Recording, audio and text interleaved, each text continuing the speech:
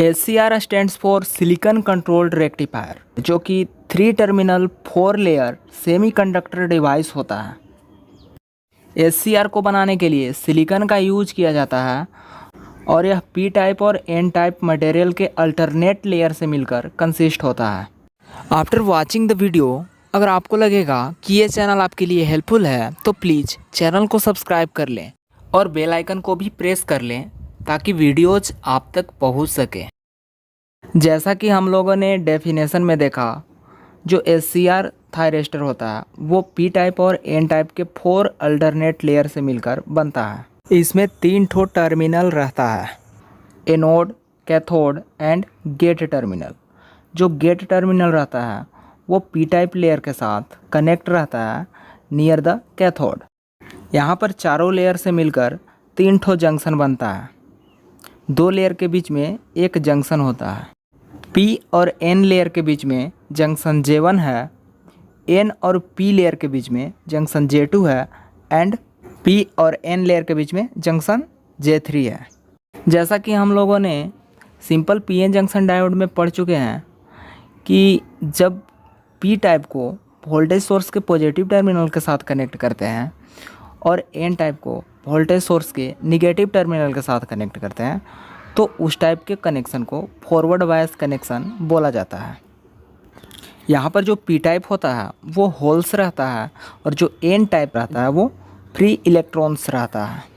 और जब हम लोग यहाँ पे वोल्टेज सोर्स के टर्मिनल्स को चेंज कर दें, मतलब कि P टाइप को निगेटिव टर्मिनल से कनेक्ट कर देंगे और N टाइप को पॉजिटिव टर्मिनल से कनेक्ट कर देंगे, तो इस टाइप के कनेक्शन को रिवर्स बायस कनेक्शन बोला जाता है।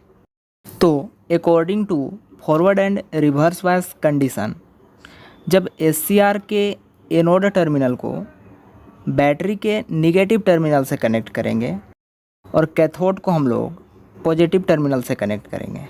सिंस यहाँ पर जो SCR का एनोड टर्मिनल है वो पॉजिटिव रहता है, कैथोड निगेटिव रहता है और जो गेट टर्मिनल है वो भी पॉजिटिव रहता है।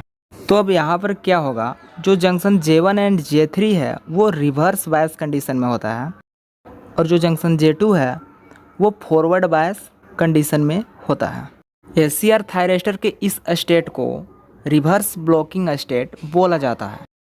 वहीं पर जब SCR के एनोड टर्मिनल को बैटरी के पॉजिटिव टर्मिनल के साथ कनेक्ट करते हैं और कैथोड को निगेटिव टर्मिनल के साथ कनेक्ट करते हैं तो जंक्शन J1 एंड J3 जो है वो फॉरवर्ड बायस में हो जाता है और जो जंक्शन J2 रहता है वो रिवर्स बायस में हो जाता है।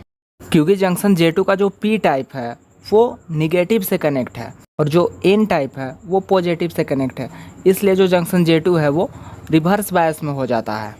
तो जब SCR इस कंडीशन में रहता है तो इस स्टेट को फॉरवर्ड ब्लॉकिंग स्टेट बोला जाता है।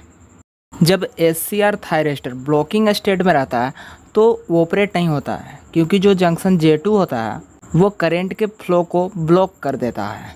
SCR थायरेस्टर को कंडक्टिंग मोड में लाने के लिए गेट टर्मिनल के पास हम लोग एक्स्ट्रा वोल्टेज अप्लाई करते हैं। जब गेट टर्मिनल के पास हम लोग एक्स्ट्रा वोल्टेज ट्रिगर करते हैं तो करंट का एक थ्रेशोल्ड वैल्यू होता है जिसको होल्डिंग करंट बोला जाता है। होल्डिंग करंट का वो वैल्यू होता है जिसके बाद जो जंक्शन J2 है वो ब्रेक डाउन हो जाता है और वहाँ से करंट फ्लो करने लगता है। तो जब हम लोग एक्स्ट्रा वोल्टेज अप्लाई करते हैं तो वहाँ पर करंट का जो वैल्यू रहता है वो होल्डिंग करंट के वैल्यू से ज़्यादा हो जाता है, जिसके कारण जो जंक्शन J2 है वो ब्रेक डाउन हो जाता है और जैसे ही जंक्शन ब्रेक होता है तो वहाँ पे करंट फ्लो करने लगता है और जो थायरेस्टर है वो कंडक्टिंग मोड में चला जाता है। जब थायरेस्टर कंडक्टिंग मोड में चला जाता है तो हम लोग एक्स्ट्रा वोल्टेज को रिमूव कर देते हैं। SCR के इस कंडीशन को थायरेस्टर टर्न ऑन कंडीशन या फिर लेच्ड ऑन कंडीशन बोला जाता है। थायरेस्टर को टर्न ऑफ करने के लिए उसके चारों लेयर के थ्रू जो करंट फ्लो कर रहा है उसके वैल्यू को होल्डिंग करंट के वैल्यू से हम लोग कम कर देते हैं, तो जो थायरेस्टर रहता है वो टर्न ऑफ हो जाता है। तो इस कंडीशन को थायरेस्टर टर्न ऑफ कंडीशन या फिर लेच्ड ऑफ कंडीशन बोला जाता है। This is symbolic representation of SCR thyristor where you can see anode, cathode and gate terminal. SCR thyristor high power को कंट्रोल करने के लिए डिजाइन किया जाता है। SCR थायरिस्टर का यूज हाई पावर डिवाइसेज को कंट्रोल करने के लिए किया जाता है। इसका यूज पावर रेगुलेटर में किया जाता है। इस थायरिस्टर का यूज मोटर के स्पीड को कंट्रोल करने के लिए किया जाता है। इसका यूज कंट्रोलर्स में किया जाता है।